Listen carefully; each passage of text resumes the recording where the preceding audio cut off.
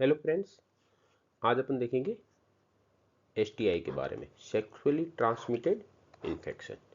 ठीक है ना। स्टार्ट करने से पहले देख ले अपन इसकी नोट्स की जो पीडीएफ है वो डिस्क्रिप्शन में अवेलेबल है, वहाँ से आप डाउनलोड कर सकते हो, देख सकते हो।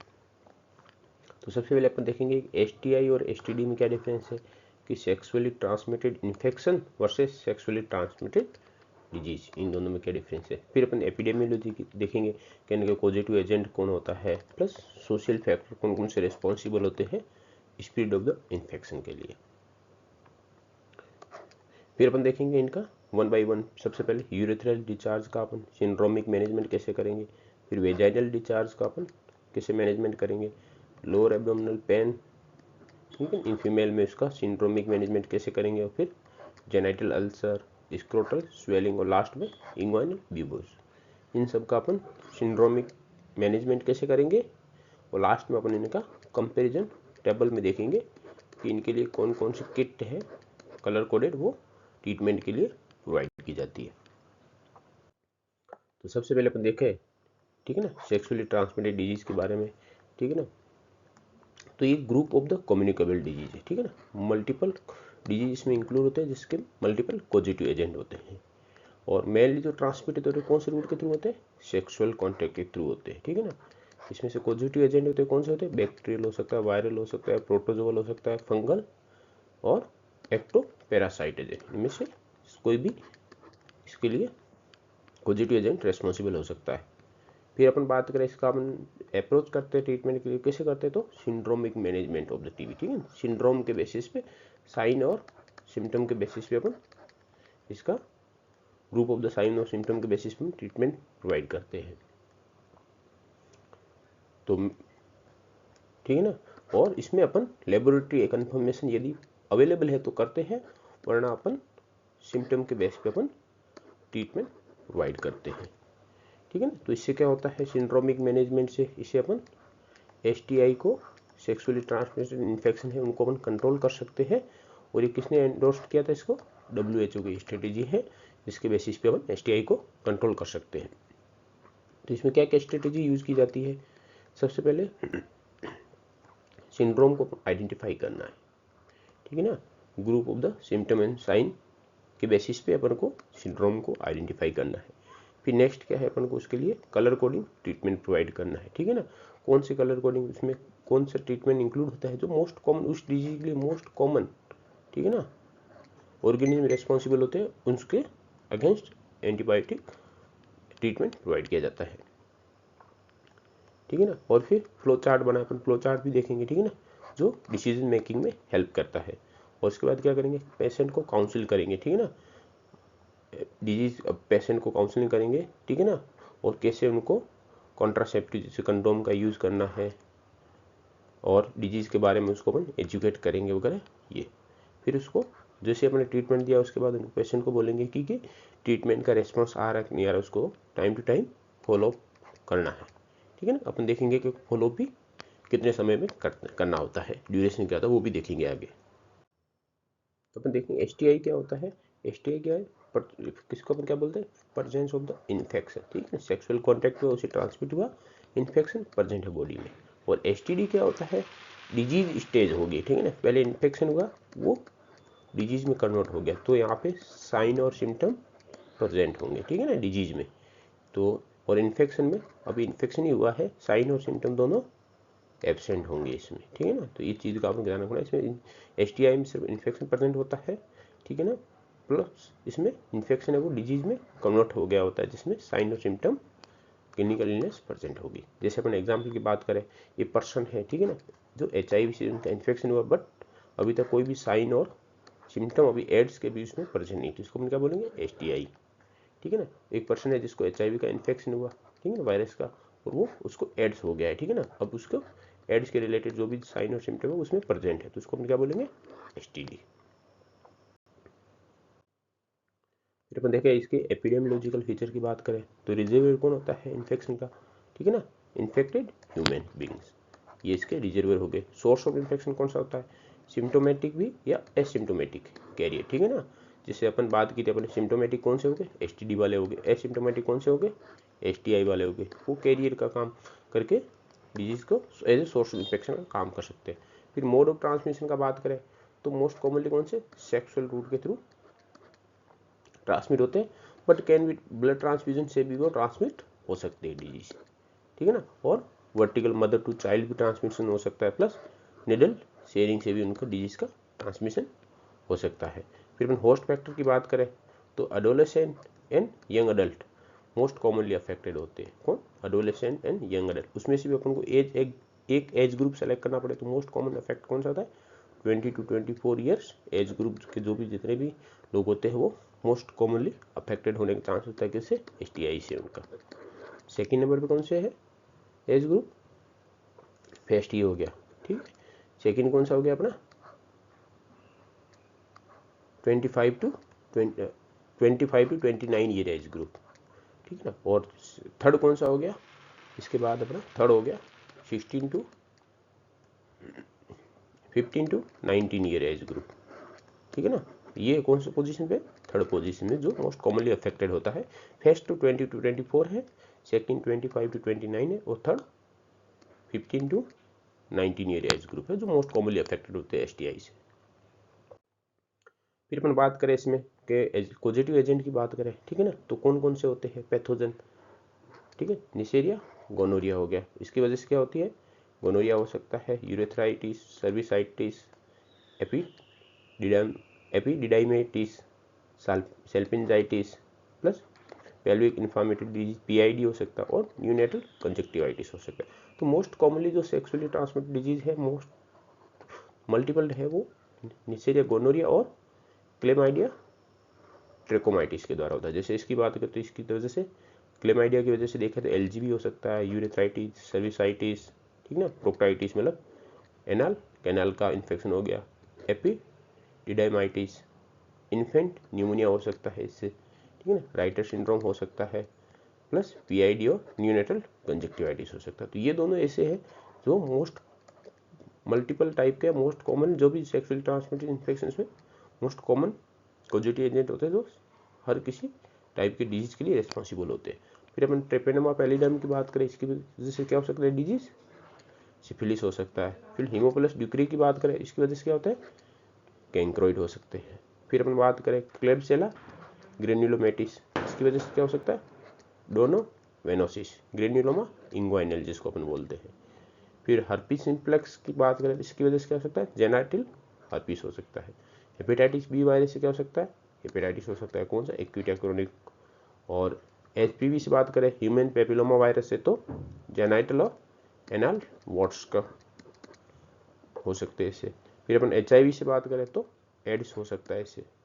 फिर कैंडिड अपन वेजाइनल इन्फेक्शन की बात करें तो कैंडिडा एल्बिकेंस एंड ट्राइकोमोनास वेजाइनालिस से ये मोस्ट कॉमनली वेजाइनाइटिस के लिए रिस्पॉन्सिबल होते हैं।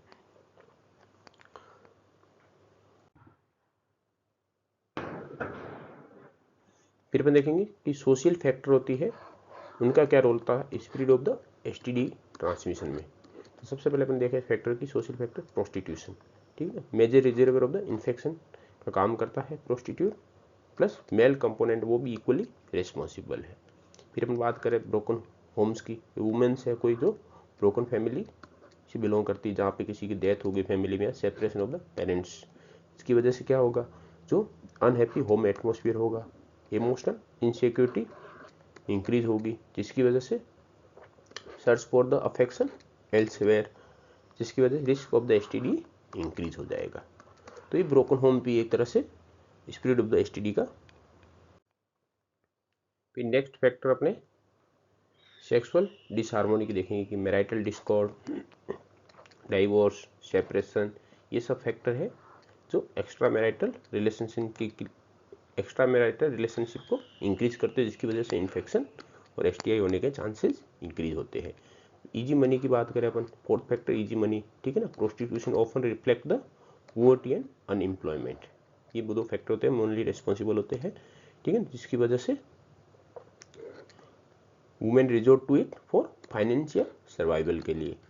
फिर अपन इमोशनल इमेच्योरिटी बात करें, इमेच्योरिटी की बात करें तो ये किसमें होता है? मोस्टली एडोलेसेंट या यंग अडल्ट्स में, ठीक है। वो क्या शो करते हैं? Poor control and curiosity show करते हैं, जिसकी वजह से अर्ली सेक्सुअल एक्सपेरिमेंटेशन प्लस उनको इन्फेक्शन होने के चांसेस इंक्रीज होते हैं। फिर अर्बनाइजेशन एंड इंडस्ट्रियलाइजेशन, इसकी वजह से भी एसटीडी के चांसेस इंक्रीज होते हैं। जैसे जियोग्राफिकल मोबिलिटी हो गई, ठीक है ना, एनोनिमिटी हो गई, लॉन्ग वर्किंग आवर्स हो गए, कैजुअल सेक्सुअल एनकाउंटर हो गया, जिसकी वजह से अर्बन एरिया में इंसिडेंस है वो एसटीडी का हाई है। फिर अपन सोशल डिस्ट्रप्शन की बात करें, ठीक है ना, वॉर्स हो गई, डिजास्टर या सिविल अनरेस्ट हो गया, जिसकी वजह से फैमिली लाइफ है वो डिसऑर्गेनाइज हो जाती है, प्लस ये इंक्रीज द प्रोमिस्क्यूइटी, मतलब मल्टीपल सेक्स पार्टनर वो भी इंक्रीज होते हैं इसकी वजह से। फिर नेक्स्ट देखें इंटरनेशनल ट्रैवलिंग, ठीक है ना, इसमें क्या होता है, इंपोर्ट या एक्सपोर्ट होता है इन्फेक्शन का, ठीक है ना। इन्फेक्शन एक जगह से दूसरी जगह ट्रांसमिट हो सकता है, किसी को इन्फेक्शन हो रखा है वो किसी दूसरी जगह पर ट्रेवल कर रहा है तो वहाँ इन्फेक्शन का ट्रांसमिशन हो सकता है। जैसे अपन बात करें निशेरिया गोनोरिया की, तो ये रजिस्टेंट स्टेट होता है उसका, यदि ट्रांसमिशन हो गया है एक लोकेशन से दूसरी लोकेशन तो वहाँ पे जाके इन्फेक्शन करवाएगा और ट्रीटमेंट और यूजफुल नहीं होगा इसके लिए। जैसे एड्स का ट्रांसमिशन हो सकता है, वैसे ये हो गया इंटरनेशनल ट्रेवलिंग की वजह से। फिर चेंजिंग द बिहेवियर पैटर्न, जैसे relaxation of the traditional moral restraint, growing independence और जेंडर इक्वलिटी, इसकी वजह से क्या होता है, प्री मैरिटल और एक्स्ट्रा मैरिटल रिलेशनशिप है वो इंक्रीज होते हैं। सोशल स्टिग्मा है, ठीक है ना, जिसमें किसी को सेम या सीक्रेसी, जैसे किसी को डिजीज हो गया, ठीक है ना, तो रिपोर्टिंग वो डिले कर देंगे, ट्रीटमेंट कंप्लीटली नहीं लेंगे, इनकम्प्लीट ट्रीटमेंट लेंगे तो डिजीज से क्योर नहीं हो पाएंगे। प्लस परसिस्टेंट कम्युनिटी ट्रांसमिशन, ठीक है ना, वो कम्युनिटी ट्रांसमिशन परसिस्टेंटली होता रहेगा, तो ये भी एक तरह से फैक्टर हो गया। फिर अपन एल्कोहलिज्म है, ठीक है ना, एल्कोहलिज्म से क्या होता है, एल्कोहल से इनहिबिशन और जजमेंट है वो दोनों डिक्रीज हो जाते हैं, जिससे क्या होता है, प्रमोट द प्रोमिस्क्यूइटी, ठीक है ना, जिसमें मल्टीपल सेक्स पार्टनर होने को ये चीज़ को प्रमोट करता है, ठीक है ना। तो एल्कोहल सेल और प्रोस्टिट्यूशन है, ठीक है ना, often reinforce the each other, ठीक है ना, एक दूसरे को रीइंफोर्स करते हैं। तो ये अपना सोशल फैक्टर हो गए जो रेस्पॉन्सिबल होते हैं ट्रांसमिशन ऑफ द एसटीआई में। फिर अपन स्टार्ट करते हैं syndromic management of the urethral discharge, ठीक है, मेल में। तो सबसे पहले अपन देखेंगे डिचार्ज हो रहा है तो सबसे पहले अपन स्टेप बाय स्टेप इसमें फॉलो करते हैं, ठीक है ना। तो सबसे पहले क्या होगा, कंफर्मेशन, ठीक है ना, कंफर्म करेंगे बाई क्लिनिशियन, ठीक है ना, कि यूरिथ्रल डिचार्ज है कि नहीं है, इसको पहले कंफर्म करना है। फिर अपन यदि अवेलेबल है उस कंडीशन में अपन इन्वेस्टिगेशन भी करवा सकते हैं, ठीक है ना। इसमें क्या करेंगे, ग्राम स्टेनिंग करवाएंगे अपन। यदि गोनोरिया है तो ग्राम नेगेटिव इंट्रासेल्युलर डिप्लोकोकाई, जैसे यहाँ दिख रहे ग्राम नेगेटिव, ठीक है ना, ये ग्राम नेगेटिव होते हैं, ठीक है ना, डिप्लोकोकाई प्रेजेंट होंगे। यदि नॉन गोनोकोकल यूरेथ्राइटिस है एनजीयू, उस कंडीशन में क्या होगा, मोर देन 5, ठीक है ना, more than 5 neutrophil per oil immersion field, ठीक है ना, इन यूरिथ्रल स्मीथ में प्रेजेंट होंगे, या more than 10 neutrophil per high power field में, ठीक है ना, एचपीएफ में, in sediment of the first void urine होता है, ठीक है ना, उसमें अपन को स्मीयर बना के चेक करना है, ठीक है ना। यदि अपन ऑयल इमर्जन फील्ड में देख रहे हैं तो कितना होना चाहिए न्यूट्रोफिल, मोर देन 5। यदि अपन हाई पावर फील्ड में देख रहे हैं तो कितनी होनी चाहिए न्यूट्रोफिल, मोर देन 10, ठीक है ना। तो वो क्या इंडिकेट करता है, नॉन गोनोकोकल यूरेथ्राइटिस को।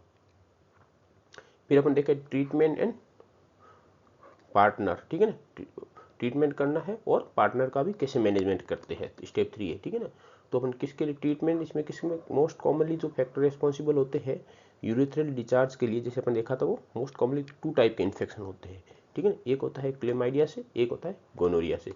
तो ये क्या होता है, अपने सिंड्रोमिक बेसिस पे मैनेजमेंट होता है कि इसमें एम्पेरिकल ट्रीटमेंट देते हैं, जो मोस्ट कॉमन पॉजिटिव एजेंट होता है उसको अपन उसके अगेंस्ट एंटीबायोटिक यूज करते हैं। तो इसमें अपन गोनोरिया प्लस क्लेमाइडिया दोनों इन्फेक्शन के अगेंस्ट एंटीबायोटिक का यूज करेंगे, प्लस हेल्थ एजुकेट करेंगे उनको डिजीज की रिगार्डिंग, ठीक है ना, काउंसलिंग करेंगे कि कंडोम का वो यूज करना है, ठीक है ना, प्लस अपन एग्जामिन करेंगे और ट्रीट को पार्टनर को ट्रीट करेंगे, ठीक है ना। तो इसके अपन स्टेप बाय स्टेप, तो अपन ट्रीटमेंट में सबसे स्टेप ए देखेंगे कि पार्टनर नोटिफिकेशन ट्रीटमेंट। यदि मान लो कोई मैन है उसको यूरेथ्राइटिस हो रखा है, ठीक है ना, तो उसकी फीमेल पार्टनर है वो अपनी क्या रहेगी, high priority for the treatment. क्यों, क्योंकि अपन इसमें क्या यूजफुल होता है, इसका क्या यूज होता है कि इसमें अपन आइडेंटिफाई कर लेते हैं asymptomatic women with the gonococcal and chlamydial infection. Infection present था, अभी तक उसको सिम्टम नहीं आए तो उससे पहले अपने आइडेंटिफाई कर लिया और पार्टनर को ट्रीट कर लिया। सेकेंड अपन ट्रीटमेंट में क्या करेंगे, तो अपना ऑब्जेक्टिव क्या रहता है, अपन किसको कवर करते हैं, गोनोरिया और क्लेमाइडिया को, क्योंकि ये मोस्ट कॉमन ही ड्यूअल इन्फेक्शन है, ज़्यादा कॉमन होता है, यूरिथ्रल डिस्चार्ज के लिए रेस्पॉन्सिबल होता है। तो इसमें अपन दोनों इन्फेक्शन के लिए एंटीबायोटिक का यूज़ करते हैं। ठीक है, तो अपन कौन सी यूज़ करेंगे, ठीक है ना, सेफिक्जिन 400 mg ओरली सिंगल डोज, ठीक है ना, प्लस एजिथ्रोमाइसिन 1 ग्राम ओरली सिंगल डोज, ठीक है, दोनों में सिंगल डोज देनी है, 2 टैबलेट टोटल, 2 टैबलेट का यूज़ करना है। तो अपने गोनोरिया के लिए कौन सी होगी, सेफिक्जिम होगी, और क्लेमाइडिया के लिए कौन सी होगी, एजिथ्रोमाइसिन होगी, ठीक है ना। और ये कौन सी किट का पार्ट है, किट 1, उसका कौन सा कलर होता है, ग्रे कलर होता है, किट 1 का पार्ट है, और दोनों में एक एक टैबलेट देनी है, इसे अपन याद कर सकते हैं, एक सेफिक्जिम की, एक एजिथ्रोमाइसिन की। किट 1 में दोनों एंटीबायोटिक की सिंगल डोज यूज करनी है। और फिर एडवाइस क्या देंगे कि 7 डेज की थेरेपी जब भी कंप्लीट हो उसके बाद आपको, ठीक है, थेरेपी दी उसके बाद 7 डेज के बाद आपको फॉलोअप के लिए आना है। और ऐसी कंडीशन हो जाए कि अपनी ट्रीटमेंट दिया 7 दिन के बाद भी सिम्टम में परसिस्ट या रीअकर हो गए, उस कंडीशन में क्या करेंगे, ट्राइकोमोनास वेजाइनालिस के लिए ट्रीटमेंट यूज करेंगे, ठीक है ना, इस एजेंट के लिए, ठीक है ना, अपन ऑर्गेनिज्म के लिए अब ट्रीटमेंट देंगे। तो उसके लिए क्या देते हैं अपन, सेकनिडाजोल 2 ग्राम ओरली सिंगल डोज, ठीक है ना, इसमें भी सिंगल डोज ही अपन यूज करना है, कौन सी, सेकनिडाजोल 2 ग्राम्स। मान लो यदि अपन एजिथ्रोमाइसिन यहाँ यूज किया था, यदि उसके एलर्जी वगैरह हो किसी को एजिथ्रोमाइसिन, तो अपन उसकी जगह क्या यूज कर सकते हैं, एरिथ्रोमाइसिन। तो ये ध्यान रखना है, कौन सी, 500 mg 4 टाइम फॉर 7 डेज, ठीक है ना। एजिथ्रो की तो 1 टैबलेट सफिशिएंट थी, कितनी डोज की, 1 ग्राम की, पर यदि एरिथ्रोमाइसिन यूज करें तो 500 mg की 4 time per day for 7 days.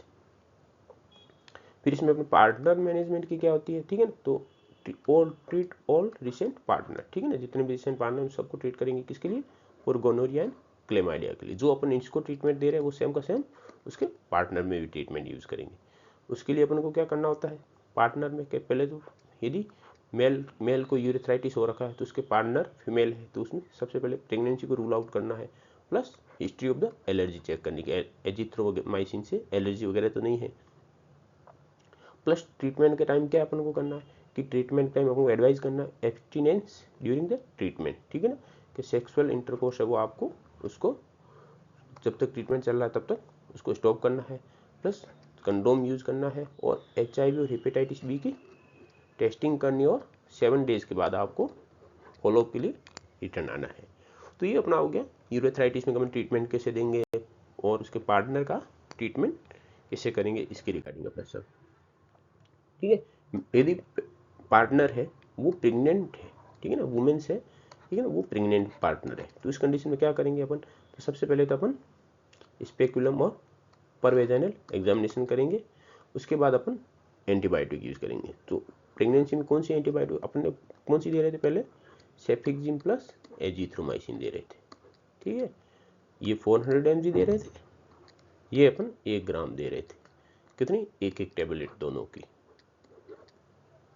ये अपना नॉर्मल ट्रीटमेंट था, ठीक है। तो उसमें अपन क्या करेंगे, फॉर गोनोरिया के लिए, गोनोरिया को कवर करने के लिए अपन क्या यूज करेंगे, सेफिक्जिन 400 mg orally single dose, same की सेम, ठीक है ना, या फिर इसकी जगह अपन सेफ्ट्राइक्सोन भी यूज कर सकते हैं 125 mg IM, उसका भी सिंगल डोज, प्लस अपन को, ठीक है ना, क्लेमाइडिया के लिए अपन क्या यूज कर सकते हैं, अपन इसकी जगह एजिथ्रो की जगह अपन को क्या यूज करना है, एरिथ्रोमाइसिन यूज करना है, ठीक है ना, कितना, 500 mg orally 4 time daily for 7 days, ठीक है ना। तो अपन को ये ध्यान रखना है सिर्फ प्रेग्नेंट वुमेन है, ठीक है ना, कि यदि किसी को मेल को यूरिथ्राइटिस हो रखा है, उसकी पार्टनर है वो फीमेल है, वो भी प्रेग्नेंट है, तो उस कंडीशन में अपन को सेफिक्साइम तो नॉर्मल यूज करना ही है 400 mg, प्लस एजिथ्रो की जगह अपन को क्या यूज करना है, एरिथ्रोमाइसिन यूज करना है, तो इसी चीज का अपन को एक ध्यान रखना है। और ये कितनी देते हैं अपन, 500, ठीक है ना, 4 टाइम फॉर 7 डेज के लिए, 7 डेज के लिए यूज करते हैं, बस इससे अपन इसका याद कर सकते हैं।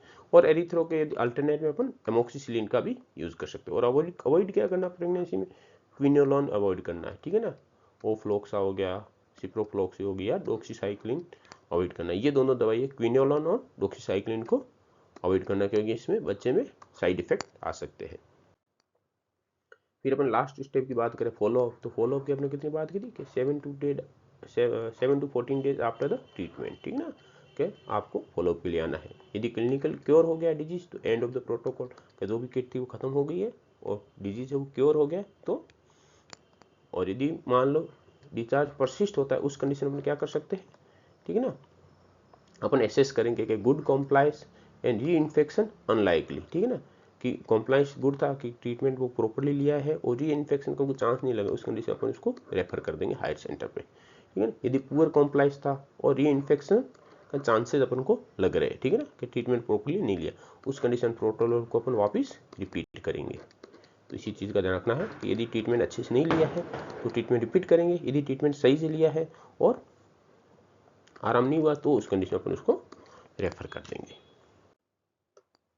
फिर अपन नेक्स्ट देखें syndromic management of the vaginal discharge, ठीक है ना।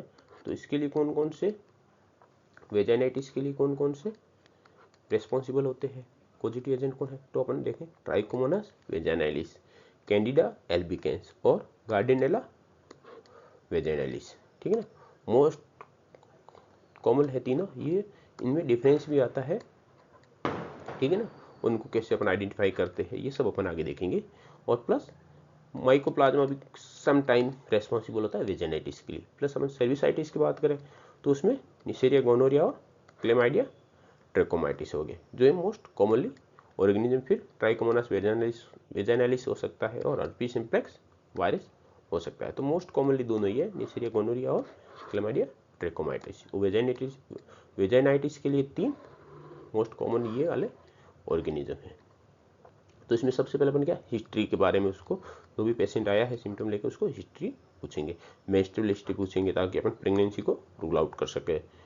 फिर nature and type of discharge पूछेंगे, अमाउंट कैसा है, स्मेल कैसा है, उसकी कलर, कंसिस्टेंसी, ये अपन को साइन और सिम्टम के बेसिस पे अपन को आइडेंटिफाई करना है डिजीज को, फिर उसका सिंड्रोमिक मैनेजमेंट करना है। तो उसमें हर टाइप के अपन को हिस्ट्री लेनी पड़ेगी। Type of the nature of the discharge हो गया, फिर जेनाइटल इचिंग प्रेजेंट है कि नहीं है, बर्निंग मिक्सचुरेशन प्रेजेंट है कि नहीं है, फ्रीक्वेंसी में कोई चेंज आया है नहीं आया है, प्लस अल्सर और लेसन, ठीक है ना, कोई लेसन है तो उसके देखेंगे, अल्सर कोई टाइप का प्रेजेंट उसको देखेंगे, इंग्वाइनल स्वेलिंग प्रेजेंट है कि एब्सेंट है, सेक्सुअल पार्टनर, उसके पार्टनर है सेक्सुअल, उसमें सिम्टम है कि नहीं है, प्लस लोअर बैक है कि नहीं। तो ये सब अपन हिस्ट्री में चेक करेंगे पेशेंट से। फिर थर्ड में क्या होगा, अपन एग्जामिनेशन करेंगे, ठीक है ना। पर स्क्रिप्ट में एग्जामिनेशन करेंगे तो अपन वेजाइनाइटिस को सर्विसाइटिस से डिफरेंशिएट कर सकें। यदि वेजाइनाइटिस है और मान लो ट्राइकोमोनियासिस उसको हो रखा है, ठीक है ना, ट्राइकोमोनास वेजाइनालिस का इन्फेक्शन हो रखा है, तो जो डिस्चार्ज होगा वो कैसा होगा, ग्रीनिश फ्रोथी डिस्चार्ज। ये इंपॉर्टेंट, ये अपन को सब बहुत अच्छे से याद होना चाहिए, क्योंकि एक ही शब्द से अपन क्वेश्चन एमसीक्यू को सही कर सकते हैं। फिर अपन कैंडिडा की बात करें, ठीक है, कैंडिडियासिस हुआ तो कर्डी वाइट डिस्चार्ज होगा इसमें। प्लस बैक्टीरियल वेजाइनसिस की बात करें, ठीक है ना, तो उसमें एड्रेंट डिस्चार्ज होगा, ठीक है ना। इसके बारे में अपन और देखेंगे डिटेल में, ठीक है। मिक्स इन्फेक्शन है तो उसमें अटिपिकल डिस्चार्ज प्रेजेंट होगा। फिर अपन सर्विसाइटिस की बात करें तो सर्वाइकल इरोजन या म्यूकोपेरियल डिस्चार्ज दिखेगा अपन को। तो इसमें अपन बाई मैनुअल एग्जाम भी करेंगे ताकि अपन पीआईडी को रूल आउट कर पाए। और यदि स्पेकुलम एग्जामिनेशन नहीं अवेलेबल नहीं है, ठीक है ना, तो उस कंडीशन में क्या करेंगे, वेजाइनाइटिस प्लस सर्विसाइटिस दोनों को ट्रीटमेंट अपन दोनों में से कोई भी एक कंडीशन हो सकती है तो अपन दोनों का ट्रीटमेंट दे देंगे, ठीक है ना। क्योंकि अपन पहले बात की थी ये अपन कोई ड्रग ऑफ चॉइस वगैरह की बात नहीं करें, अपन एम्पेरिकल ट्रीटमेंट, ठीक है ना, एम्पेरिकल ट्रीटमेंट है जिसमें अपन जो अपन को साइन और सिम्टम के बेसिस पे जो अपना डायग्नोसिस बन रहा है उसका अपन कलर कोडिंग बेसिस पे ट्रीटमेंट प्रोवाइड करें, कलर कोडिंग किट दे रहे हैं। इन्वेस्टिगेशन क्या कर सकते हैं इसमें अपन, ठीक है ना, वेट माउंट माइक्रोस्कोपी कर सकते हैं, जिससे अपन ट्राइकोमोनास के बारे में उसके फ्लैजेला वगैरह देख सकते हैं, फ्लू सेल देखते हैं। 10% के एवर्स प्रिपरेशन करके अपन कैंडिडा के देख सकते हैं, ठीक है ना। ग्राम स्टेनिंग करके क्लू सेल देख सकते हैं बैक्टीरिया वेजाइनोसिस के लिए, या गोनोकोकाई के देख सकते हैं अपन, ठीक है ना। डिप्लोकोकाई दिखेंगे इसके। इसमें हम ट्रीटमेंट की बात करें तो ट्रीटमेंट में अपन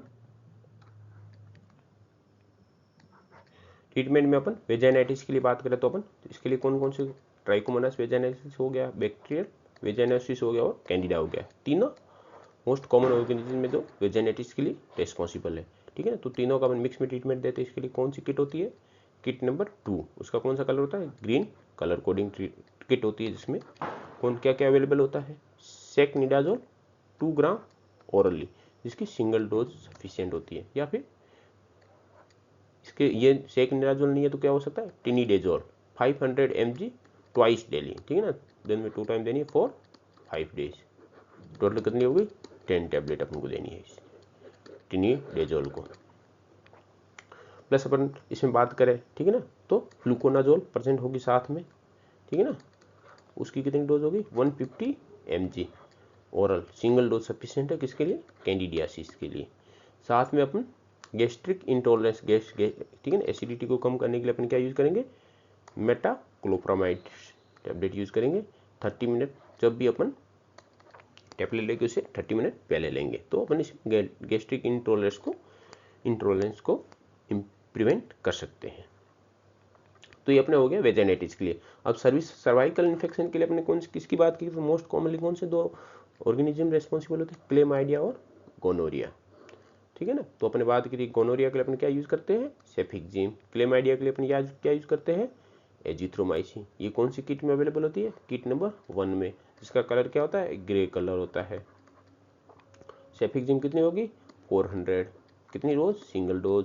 एजिथ्रोमाइसिन कितनी होगी, 1 ग्राम, कितनी डोज, सिंगल डोज, ठीक है ना। तो ये अपना सर्वाइकल इन्फेक्शन हो गया, ठीक है ना। यदि अपन स्पेकुलर एग्जामिनेशन नहीं अपने पास अवेलेबल है तो उस कंडीशन में अपन किट 2 और किट 1 दोनों देते हैं, ताकि अपन वेजाइनाइटिस और सर्विसाइटिस दोनों का ट्रीटमेंट कर सकते हैं यदि वेजाइनल डिस्चार्ज हो रहा है तो। और ये दोनों प्रेजेंट है तो दोनों का साथ ट्रीटमेंट स्टार्ट करते हैं, जिसमें किट 1 और किट 2 दोनों साथ में अपन सप्लाई करते हैं, ठीक है। फिर अपन इसमें क्या करते हैं, अपन एडवाइस क्या देते हैं, avoid the douching, consider comorbidity है, HIV डायबिटीज है उसको कंसीडर करें, और फिर फॉलोअप करना है 7 दिन के बाद में, ठीक है ना। ये अपन पहले देखा था कि ट्रीटमेंट स्टार्ट करने के बाद 7 डेज के आफ्टर 7 डेज फॉलोअप के लिए आना है, ठीक है। प्रेगनेंसी में अपन क्या मैनेजमेंट कर सकते हैं, वेजाइनाइटिस की बात करें, ठीक है ना, तो फर्स्ट ट्राइमेस्टर में अपन क्या कर सकते हैं कि लोकल क्लोट्राइमेजोल, ठीक है ना, फॉर कैंडिडियासिस के लिए, और मेट्रोनिडाजोल पेस्ट्रीज या क्रीम इंट्रावेजाइनली देते हैं अपन फॉर द ट्राइकोमोनासिस, ठीक है ना, उसमें, या फिर बैक्टीरिया वेजाइनोसिस के लिए। इसमें अपन को ओरल फ्लूकोनाजोल और मेट्रोनिडाजोल को अपन को अवॉइड करना है, ये कंडीशन का ध्यान रखना अपन को। इसमें अपन क्या करेंगे, क्लोट्राइमेजोल और या, ठीक है ना, मेट्रोनिडाजोल, इसकी अपन क्रीम देंगे, वो लोकली यूज करना है किसमें, फर्स्ट ट्राइमेस्टर में। सेकेंड या थर्ड ट्राइमेस्टर में यदि इन्फेक्शन हो जाए तो उस कंडीशन में क्या करना अपन, जो अपन नॉर्मली ट्रीटमेंट देते थे क्या देते थे, सेकनिडाजोल 2 ग्राम सिंगल डोज और ट्रिनिडेजोल 500 mg BD फॉर 5 डेज अपने बात की थी, ठीक है ना। इसमें मेटोक्लोप्रामाइड देना है बिफोर द सेकनिडाजोल, और इसमें मेट्रोनिडाजोल भी अपन यूज कर सकते हैं, ठीक है ना। तो इसमें अपन को बात करना है कि गैस्ट्रिक इंटॉलरेंस को प्रिवेंट करने के लिए अपन कौन सी यूज करते हैं, मेटोक्लोप्रामाइड यूज करते हैं, और मेट्रोनिडाजोल भी अपन सेकेंड या थर्ड ट्राइमेस्टर में यूज कर सकते हैं। फिर इसमें देखेंगे अपन कि पार्टनर का मैनेजमेंट करना है, ठीक है ना। तो उसमें यदि इनिशियल ट्रीटमेंट अपन ने दिया, यदि उसमें इंप्रूवमेंट नहीं आ रहा है तो अपन ट्रीट को पार्टनर करेंगे। यदि ट्रीट में भी सिम्टम में है, ठीक है ना, सिम्टोमेटिक है, इसमें भी सिम्टम प्रेजेंट है, तो अपन जो भी प्रोटोकॉल यूज किया है ट्रीटमेंट का वेजाइनल डिस्चार्ज के लिए, वो सेम का सेम पार्टनर के लिए भी यूज करेंगे, ठीक है ना। उनको अपन एडवाइस करेंगे, ठीक है ना, no sexual intercourse during the treatment.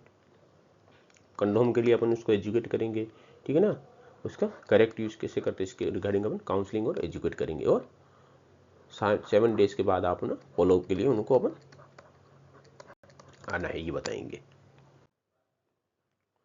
तो अपने वेजाइनल डिस्चार्ज के लिए जो जो फैक्टर रिस्पॉन्सिबल थे उसके रिगार्डिंग अपन थोड़ा डिटेल में देखेंगे। तो मोस्ट इंपॉर्टेंट है, नीट पीजी में भी अपन देखें तो इसका एक क्वेश्चन फिक्स है। नीट पीजी की बात करें तो अपन एक क्वेश्चन फिक्स है, इन तीनों में से डिफरेंस में से किसी एक पे आता है, ठीक है ना। तो अपन बात करें सबसे पहले कैंडिडियासिस की, ठीक है ना।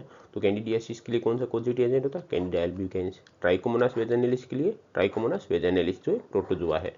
फिर बैक्टीरियल वेजाइनोसिस के लिए गार्डिनेला वेजाइनलिस और एनारोब, ये दोनों कोजेटिव एजेंट बैक्टीरियल वेजाइनोसिस के लिए रेस्पॉन्सिबल होते हैं।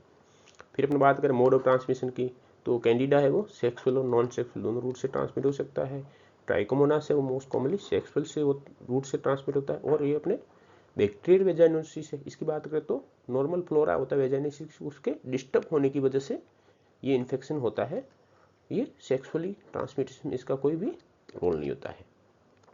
फिर अपन वेजाइनल डिस्चार्ज की बात करें, ठीक है ना, तो कैंडिडा की बात करें तो उसमें thick curdy white cottage cheese type discharge मिलता है, अपन को दिखता है। तो अपन को ये याद करना है कि कैंडिडा में सी आता है तो सी से कॉटेज चीज, ठीक है ना, कॉटेज चीज और कर्डी वाइट अपन सी से सी याद कर सकते हैं, तो उसमें अपनी कभी गलती नहीं होगी। फिर अपन ट्राइकोमोनास की बात करें तो उसमें कैसा दिखेगा, फ्रोथी येलो ग्रीन, ठीक है ना, ये अपन को बताना चाहिए। फ्रोथी येलो ग्रीन प्रोफ्यूज, ठीक है ना, हाईली अमाउंट में प्रेजेंट होता है और ओफेसी होता है, ठीक है ना, ओफेंसी होता है इसकी, ठीक है। तो ये अपने ट्राइकोमोनास वेजाइनलिस की बात होगी, इसकी ओडर होता है वो ओफेंसिव होता है, ठीक है। फिर इसकी बात करें बैक्टीरियल वेजाइनोसिस की, बीवी की, ठीक है ना, तो थिन होता है, ग्रेइश वाइट होता है, ठीक है ना, प्लस होमोजीनियस होता है और उसकी ऑर्डर कैसी होती है, फिशी ऑर्डर होती है, ये इंपॉर्टेंट शब्द है, फिशी ऑर्डर और ग्रेइश वाइट डिस्चार्ज होता है।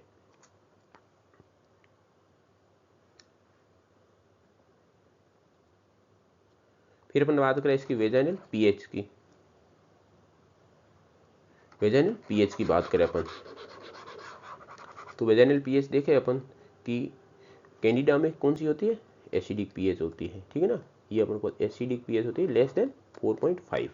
और बाकी ट्राइकोमोनास और बैक्टीरियल में देखें, बैक्टीरियल वेजाइनोसिस में तो दोनों में एल्कलाइन होती है मोर देन 4.5, मोर देन 4.5। पर ये अपन को पता होना चाहिए कि कैंडिडियासिस के लिए जो पीएच होती है वो एसिडिक होती है, ठीक है। फिर अपन देखे कि अपन यदि ऑर्डर देखनी है तो विक टेस्ट यूज करते थे विथ 10% KOH में, ठीक है ना। तो इसकी बात करें ये नेगेटिव होता है कैंडिडा में, ठीक है ना, कोई भी ऑर्डर नहीं होती है इसमें, मे भी पॉजिटिव नेगेटिव कुछ भी हो सकता है। पर अपन इसकी बात करें बैक्टीरियल वेजाइनोसिस की तो पॉजिटिव होता है, फिशी ऑर्डर प्रेजेंट होती है, ये अपन को बताना चाहिए। फिर अपन सेलाइन वेट टेस्ट करें, ठीक है ना, माइक्रोस्कोप में देखें तो इसमें अपन को कैंडिडा में क्या दिखेगा, फंगस है तो budding yeast cell plus pseudo hyphae देखेंगे। ट्राइकोमोनास वेजाइनलिस क्या है, प्रोटोजोआ जिसमें फ्लेजिला होते हैं, तो मोटाइल फ्लेजिला अपन को दिखेंगे। और अपन बैक्टीरियल वेजाइनोसिस की बात करें तो इसमें अपन को क्या दिखेगा, क्लू सेल दिखेगी, जो क्या है एक epithelial cell coated with bacteria की सेल होती है जो चारों तरफ से कोटेड होती है बैक्टीरिया से, ठीक है ना। तो ये अपन को क्लू सेल किसमें दिखती है, बैक्टीरियल वेजाइनोसिस में। फिर अपन नेक्स्ट बात करें इसके सिम्टम की, ठीक है, तो इसमें हमको इचिंग का ध्यान रखना है कि कैंडिडा में इंटेंस स्किन, ठीक है ना, हाईली इंटेंस स्किन आती है, ठीक है ना। और इसमें ट्राइकोमोनास में भी प्लूराइटिस प्रेजेंट होता है, ठीक है। इसमें बैक्टीरियल वेजाइनोसिस को इचिंग विचिंग वाली सिम्टम नहीं होती, माइल्ड इरिटेशन होता है प्लस माल ओडरस डिस्चार्ज प्रेजेंट होता है। और फिर अपन देखें वल्वल अपीयरेंस की बात करें, ठीक है ना, तो इसमें एडिमेटस और इरिथमेटस होता है कैंडिडा में, ठीक है ना। और ट्राइकोमोनास में देखा है तो इसमें सर्विक्स कैसा दिखता है, स्ट्रॉबेरी अपीयरेंस होता है, ठीक है ना, सर्विक्स का, ठीक है ना। तो वल्वा इरिथमेटस दिखेगा प्लस स्ट्रॉबेरी अपीयरेंस दिखेगा किसका, सर्विक्स का। तो ये अपन को पॉइंट है जो डिफरेंशिएट क्वेश्चन में मिल सकता है। और अपन बैक्टीरियल वेजाइनोसिस की बात करें तो इसमें कैसा दिखता है, नॉर्मल या माइल्डली इन्फ्लाम्ड होता है वल्वल अपीयरेंस। फिर अपन ट्रीटमेंट की बात करें, ठीक है ना, तो सिंड्रोमिक अप्रोच की बात करें तो इसमें अपन क्या देते हैं, कैंडिडा के लिए क्या यूज करते हैं, फ्लूकोनाजोल 150 mg की सिंगल डोज सफिशिएंट है, या फिर क्लोट्रीमेजोल वेजाइनल पेसिरी, ठीक है ना, 500 mg सिंगल डोज, ये भी सफिशिएंट होती है। तो इन दोनों में से कोई भी अपन यूज कर सकते हैं। फिर अपन ट्राइकोमोनास की बात करें तो अपन क्या देते हैं, टैबलेट सेकनिडाजोल, कितनी 2 ग्राम सिंगल डोज सफिशिएंट होती है, या फिर मेट्रोनिडाजोल की 2 ग्राम सिंगल डोज सफिशिएंट होती है। बैक्टीरियल वेजाइनोसिस की बात करें तो इसके अपन ट्रीटमेंट के लिए क्या यूज करते हैं, मेट्रोनिडाजोल यूज करते हैं 400 mg, ठीक है ना, BD फॉर 7 डेज, ठीक है ना। और इसमें अपन क्लिंडामाइसिन का क्रीम भी यूज कर सकते हैं, 2% क्रीम आता है, इसमें कंसेंट्रेशन 2% होती है, तो 7 डेज के लिए यूज कर सकते हैं। तो अपन बैक्टीरियल वेजाइनोसिस के लिए अपन को 7 डेज के लिए ट्रीटमेंट देना है, जिसमें मेट्रोनिडाजोल है वो 400 mg BD फॉर 7 डेज। फिर अपन पार्टनर के मैनेजमेंट की बात करें तो कौन सी कंडीशन में कर सकता है, यदि कैंडिडा का इन्फेक्शन है, ट्रीटमेंट कर दिया, वापस रिकरेंट हो रहा है, तो उस कंडीशन में अपन को पार्टनर को भी ट्रीटमेंट की रिक्वायरमेंट होती है, ठीक है। ट्राइकोमोनास में always treat the sexual partner, ठीक है, हमेशा उसके पार्टनर का ट्रीटमेंट करना होता है। और इसकी अपन बात करें बैक्टीरियल वेजाइनोसिस की, तो ये अपन ने पहले ही देखा था कि मोड ऑफ ट्रांसमिशन में सेक्सुअली ट्रांसमिटेड नहीं होता है डिजीज, तो इसके में पार्टनर की ट्रीटमेंट करने में इसकी पार्टनर का ट्रीटमेंट की कोई रिक्वायरमेंट नहीं होती है। तो ये टेबल है, मोस्ट इंपॉर्टेंट टेबल है, ठीक है ना, इसमें सब पॉइंट है वो याद करने हैं, सब इंपॉर्टेंट है इसके। फिर नेक्स्ट अपन देखेंगे management of the lower abdominal pain in female, कि फीमेल्स में लोअर एब्डोमिनल पेन है तो उसके लिए कौन कौन से फैक्टर रेस्पॉन्सिबल होते हैं, पॉजिटिव एजेंट कौन होता है, नेसीरिया, गोनोरिया, क्लेमाइडिया, ठीक है। तो अपन ने पहले देखा था ये मोस्ट कॉमनली 2 ऑर्गेनिज्म है जो इसके लिए रेस्पॉन्सिबल है, प्लस माइकोप्लाज्मा हो सकता है, और गार्डिनेला और एनारोबिक बैक्टीरिया, ठीक है ना, ये भी मोस्ट है जो रेस्पॉन्सिबल होता है, जैसे बैक्टीरियोडिस हो गए, ठीक है ना, स्पेशली ग्राम पॉजिटिव कोकाई होते हैं। तो इसमें डिफरेंशियल डायग्नोसिस भी हो सकता है कि लोअर एब्डोमिनल पेन हो रहा है, उसके लिए और कौन कौन से पॉइंट होते हैं जिसकी वजह से भी ये पेन हो सकता है, ठीक है। तो एक्टोपिक प्रेगनेंसी की वजह से हो सकता है, ट्विस्टेड ओवेरियन सिस्ट या ओवेरियन ट्यूमर, अपेंडिसाइटिस है, या एब्डोमिनल टीबी है, उस कंडीशन में सब में लोअर एब्डोमिनल पेन प्रेजेंट होता है। फिर अपन हिस्ट्री लेंगे, हिस्ट्री में अपन लोअर एब्डोमिनल पेन के बारे में पूछेंगे, फीवर, वेजाइनल डिस्चार्ज हो रहा है कि नहीं हो रहा है उसके रिगार्डिंग, मेंस्ट्रुअल इरेगुलरिटीज, ठीक है ना, हैवी या इरेगुलर ब्लीडिंग है उस रिगार्डिंग अपन हिस्ट्री चेक करेंगे। फिर डिसमेनोरिया या डिसपेरिनिया, पेनफुल इंटरकोर्स हो गया जैसे, ठीक है ना, डिसयूरिया, ठीक है ना, टेनेसमस, इन सब के रिगार्डिंग अपन हिस्ट्री कलेक्ट करेंगे। लो बैक एक, ठीक है ना, कॉन्ट्रासेप्टिव यूज, स्पेशली IUD वगैरह यूज किया है नहीं किया, ये सब अपन को हिस्ट्री में चेक करना है। फिर नेक्स्ट क्या होगा अपना, अपना फिक्स है पहले, ठीक है ना, हर किसी अपन डिजीज में जाएंगे तो सबसे पहले अपन क्या देखेंगे, पॉजिटिव, सबसे पहले पॉजिटिव एजेंट देखेंगे अपन, पॉजिटिव एजेंट देखेंगे। सेकंड नंबर पर क्या देखेंगे, हिस्ट्री लेंगे इसकी, ठीक है। थर्ड नंबर पर क्या करेंगे, उसका एग्जामिनेशन करेंगे, ठीक है। फोर्थ नंबर पे अपन क्या करेंगे, ट्रीटमेंट करेंगे। और फिफ्थ नंबर पे अपन क्या करते हैं, पार्टनर का ट्रीटमेंट करते हैं, ठीक है ना, पार्टनर का ट्रीटमेंट करते हैं। और सिक्स नंबर पे अपने फॉलोअप होता है, ठीक है ना। तो हर किसी में अपना यही सीक्वेंस है, तो अपन यही फॉलो कर रहे हैं, ठीक है ना। फिर अपन एग्जामिनेशन करेंगे, एग्जामिनेशन में क्या है, जनरल एग्जामिनेशन, जैसे टेम्परेचर, पल्स, BP वगैरह अपन मेजर करेंगे। फिर पर स्पेकुलम अपन वेजाइनल या सर्वाइकल डिस्चार्ज को चेक करेंगे, पर स्पेकुलम के द्वारा अपन स्पेसिफाई करेंगे। कंजेशन और अल्सर को चेक करेंगे। पर एब्डोमिनल, लोअर एब्डोमिनल की टेंडरनेस और गार्डिंग देखेंगे अपन। प्लस पेल्विक एग्जामिनेशन देखेंगे कि यूटेराइन या एडिनेक्शनल टेंडरनेस है कि नहीं है, ठीक है ना। प्लस सर्वाइकल मूवमेंट टेंडरनेस है कि नहीं, तो अपने दोनों टेंडरनेस चेक करेंगे, एक तो एडिनेक्सल हो गया, एक सर्वाइकल मूवमेंट टेंडरनेस होगी, ठीक है ना। और अपन हमेशा ही अपन को UPT परफॉर्म करना है, ठीक है ना, ताकि अपन एक्टोपिक प्रेगनेंसी को रूल आउट कर सके, ठीक है। तो ये इंपॉर्टेंट है कि अपने PID के सस्पेक्ट हो रहा है किसी वुमेन में, तो अपन सबसे पहले अपन को UPT का टेस्ट करना, ताकि अपन प्रेगनेंसी को रूल आउट करें, एक्टोपिक प्रेगनेंसी को रूल आउट कर पाए। लेबोरेटरी इन्वेस्टिगेशन कर सकते हैं यदि अवेलेबल है तो, ठीक है ना, wet smear examination, Gram staining, CBC, ESR count, urine microscopy, urine routine and microscopy, pulse cycle, तो ये सब अपन यदि अवेलेबल है तो अपन सब कर सकते हैं। फिर पॉइंट क्या है, ट्रीटमेंट, आउट पेशेंट ट्रीटमेंट, ठीक है ना, कि माइल्ड टू मॉडरेट कंडीशन है PID की, ठीक है ना, और नो ट्यूबो ओवेरियन एब्सेस का फॉर्मेशन है, नहीं हुआ है, नॉर्मल PID है, जिसका अपन माइल्ड टू मॉडरेट सीवियरिटी में है, तो उसका अपन ट्रीटमेंट आउट पेशेंट बेसिस पे कर सकते हैं, ठीक है ना। तो इसमें अपन देखा था कि गोनोरिया को, क्लेमाइडिया को और एनारोब, तीनों अपन देखा था कि PID के लिए तीनों मोस्ट कॉमन ऑर्गेनिज्म है जो रेस्पॉन्सिबल है पीआईडी के लिए, ठीक है ना। तो इसमें अपन तीनों को ट्रीट करना है, तीनों के अगेंस्ट अपन को एंटीबायोटिक यूज करनी। तो गोनोरिया के लिए कौन सी यूज करते हैं, सेफिक्सिम यूज करते हैं, कितनी 400 mg orally twice daily for 7 days. ये हो गया अपने सेफिक्सिम हो गया। फिर हम क्लेमाइडिया के लिए यूज कौन सी करेंगे, यहाँ पे डॉक्सीसाइक्लिन यूज करते हैं, ठीक है ना। तो डॉक्सीसाइक्लिन कितने देते हैं, 100 mg ट्वाइस देते हैं ओरली फॉर 14 डेज। और एनारोब के लिए अपन कौन सी यूज करेंगे, मेट्रोनिडाजोल 400 mg ओरली ट्वाइस, ठीक है ना, फॉर 14 डेज। तो अपन यहाँ क्या देखा कि सेफिक्साइम यूज करते हैं, मेट्रोनिडाजोल यूज करते हैं और डॉक्सीसाइक्लिन यूज करते हैं। सेफिक्साइम किसके लिए, गोनोरिया के लिए करते हैं, ठीक है ना, नेसरिया गोनोरिया के लिए कितनी 400 mg, ठीक है ना, 7 डेज के लिए यूज करनी है। सब ओरल लेनी है और बीडी लेनी है अपन को। मेट्रोनिडाजोल कितनी करनी है 400 mg, कितने दिन के लिए 14 डेज के लिए ओरली और बीडी। और डॉक्सीसाइक्लिन कितनी 100 mg कितनी कितने टाइम के लिए 14 डेज के लिए। तो ये अपन को पता होना चाहिए कि तीनों ड्रग ओरली लेनी है प्लस बीडी लेनी है और टाइम ड्यूरेशन क्या वो अपन ने देख लिया। तो 14 है 7 डेज हो गया। फिर अपन बात करें इसमें सपोर्टिव ट्रीटमेंट क्या दे सकते हैं, इबुप्रोफेन दे सकते हैं, पेन किलर, ठीक है ना, एंटीपायरेटिक, टीडीएस देते हैं 3 to 5 डेज। और गैस्ट्रिक इंटॉलरेंस को प्रिवेंट करने के लिए रेनिटिडीन देते हैं 150 mg टीडीएस 3 to 5 डेज। और यदि आईयूडी प्रेजेंट है उस कंडीशन में अपन अंडर द एंटीबायोटिक कवरेज के अंदर अपन आईयूडी को रिमूव कर देंगे। इसमें हम क्या एडवाइस देते हैं, ठीक है ना, अपनी ट्रीटमेंट दे दिया तो अपन उनको बोलेंगे abstain from the intercourse during the treatment and educate about the consistent condom use, ठीक है ना, कंडोम यूज करना है और इंटरकोर्स को अपन एब्सटेन करना है, उसको अभी नो इंटरवेंशन के लिए अपन उसको सेक्सुअल इंटरकोर्स के लिए अपन उसको एडवाइस देंगे, ठीक है। इसमें कितने दिन के लिए रिव्यू करना होता है, फॉलोअप करना होता है पीआईडी में 3 डेज के लिए, ठीक है ना। यदि 3 डेज के बाद भी यदि इंप्रूवमेंट नहीं होता है उसको अपन को रेफर कर देना है।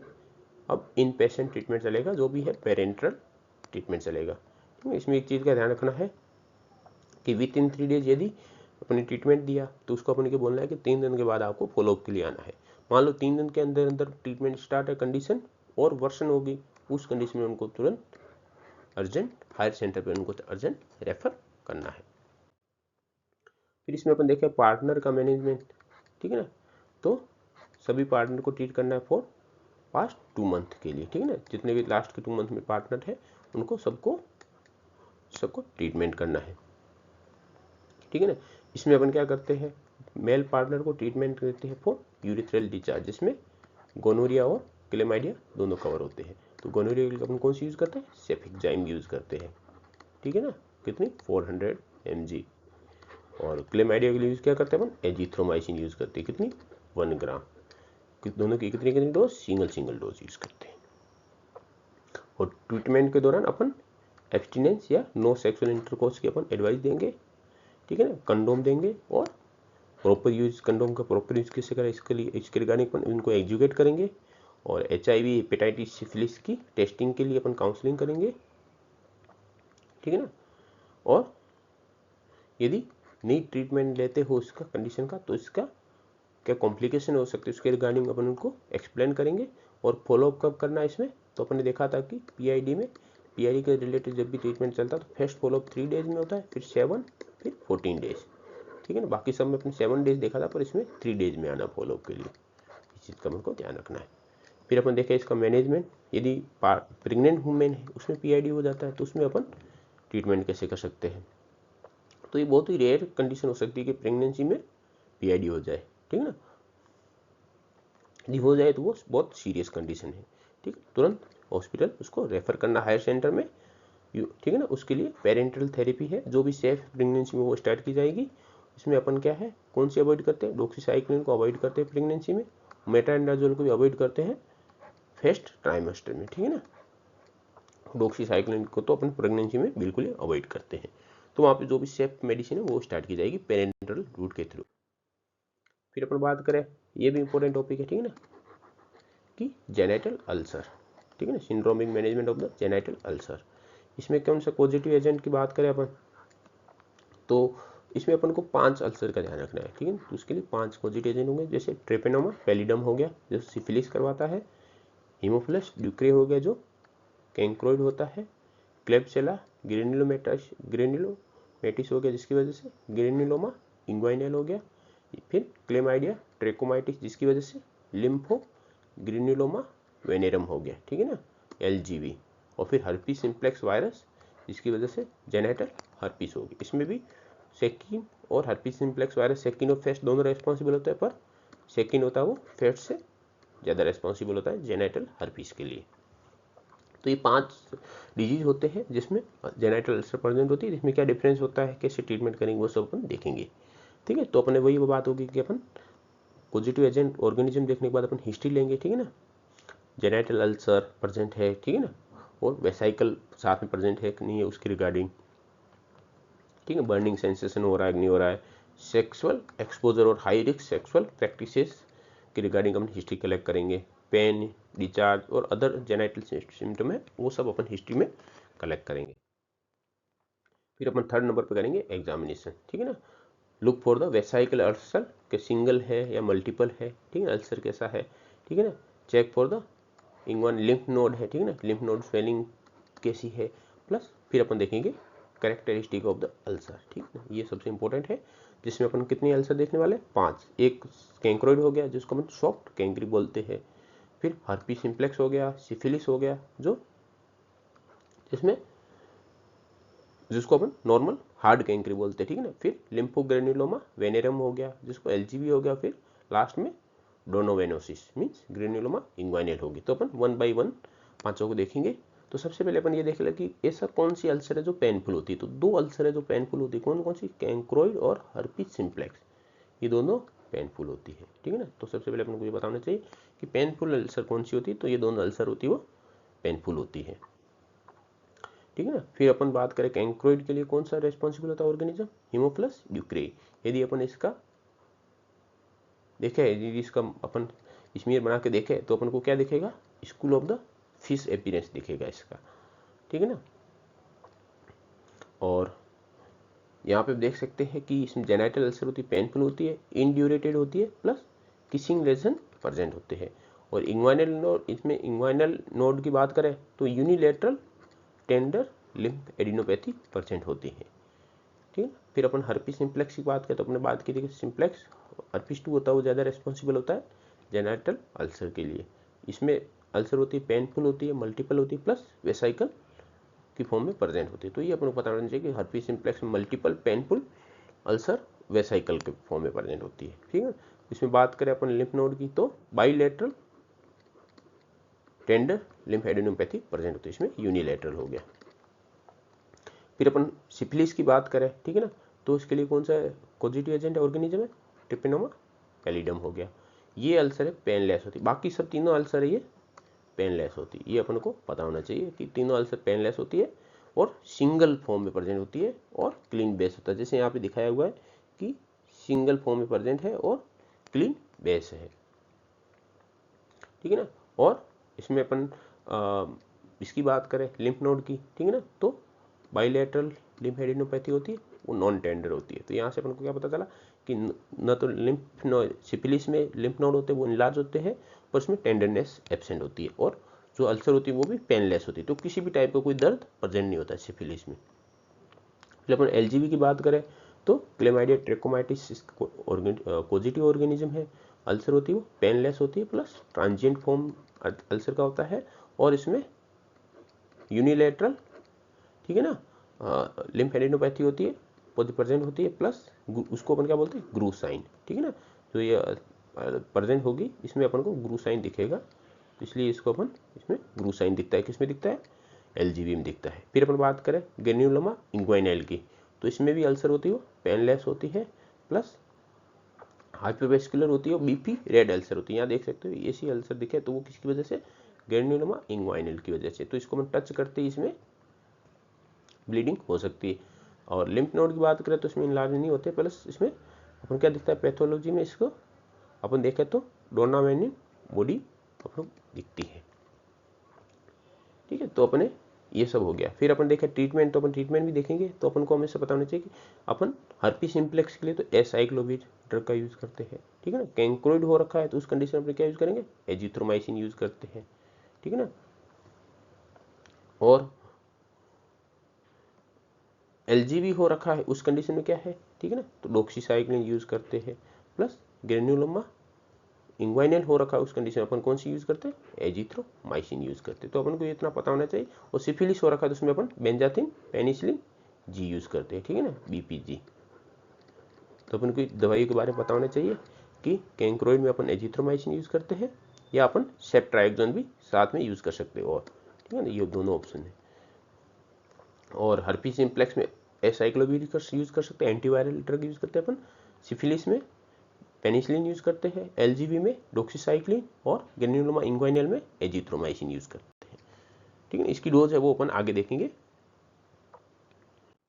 ठीक है। फिर अपन देखा इसका ट्रीटमेंट, ठीक है ना। ट्रीटमेंट के लिए अपन जाए, इफ वेसाइकल या मल्टीपल पेनफुल अल्सर प्रेजेंट है, ठीक है ना। अपन देखा वेसाइकल मल्टीपल पेनफुल अल्सर, तो क्या हो गया, जेनाइटल हर्पीस। ये अपने साइन और सिम्टम के बेसिस पे अपने डायग्नोसिस बना लिया। तो अपन इसमें क्या देंगे, हर्पीस सिम्प्लेक्स में एसाइक्लोविर देंगे, कितनी 400 mg, ठीक है ना, ओरली, कितने 3 टाइम, ठीक है ना, पर डेली, ठीक है ना, 3 टाइम डेली फॉर 7 डेज। तो ये कौन सी किट हो गई, किट नंबर 5 हो गई। 5 किसके लिए यूज़ किया जाती है, हर्पीस जेनेटल अल्सर के लिए यूज़ किया जाती है, जिसमें एसाइक्लोविर 400 mg, ठीक है ना, 7 डेज के लिए, और पर डे है वो TDS अपन को यूज़ करना है इसका। फिर वेसाइकल नहीं प्रेजेंट है, ठीक है ना, अल्सरी सिर्फ दिख रही, तो इसके लिए अपन किसका यूज़ करेंगे, तो अपन एम्पेरिकल थेरेपी सिफिलिस प्लस कैंक्रोइड दोनों के लिए यूज़ करेंगे, ठीक है ना। और पेशेंट को काउंसलिंग करेंगे हर्पीस जेनाइटलिस की रिगार्डिंग। और ट्रीटमेंट किस में देंगे अपन, ये हर्पीस जोस्टर हर्पीस सिम्प्लेक्स नहीं है, जेनाइटल अल्सर के लिए रिस्पॉन्सिबल नहीं है, तो अपन फिर सिफ्लिक्स और कैंक्रोइड दोनों को कवर करेंगे। तो सिफ्लिक्स के लिए अपन क्या यूज़ करते हैं, अपन पहले बात कर ली थी, बेंजाथिन पेनिसिलिन जी यूज़ करते हैं, ठीक है। इंजेक्टेबल फॉर्म में देते हैं, कितनी 2.4 मिलियन, ठीक है ना। कौन से रूट से, इंट्रामस्कुलर रूट से देते हैं, 2 डिवाइडेड डोज में देते हैं, ठीक है ना। तो 2.4 को अपन डिवाइड कर देते हैं 1.2 1.2 में, अलग अलग साइड पे देते हैं, ठीक है ना। और इमरजेंसी ट्रे है वो रेडी रखनी, यदि एलर्जी है तो उस कंडीशन में यूज़ कर सकते हैं। ये कौन सी किट होगी अपने, किट नंबर 3 होगी, ठीक है ना। तो किट नंबर 3, 4, 5 ये सब किसके लिए यूज़ की जाती है, अल्सर के लिए यूज़ की जाती है। कौन सी अल्सर, जेनाइटल अल्सर के लिए यूज़ की जाती है।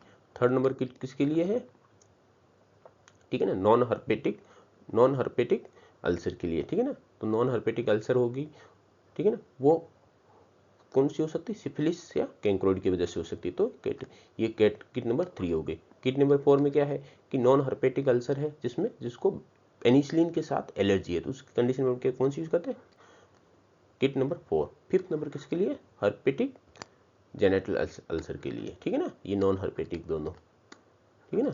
और थर्ड वाले में क्या है, पेनिसिलिन से एलर्जी नहीं है, फोर्थ वाले में पेनिसिलिन से एलर्जी, तो उस कंडीशन किट 4 का यूज करते हैं अपन। तो अपन देखें तो अपन इसमें सिफिलिस को कवर कर लिया, किससे, बेंजाथिन पेनिसिलिन से।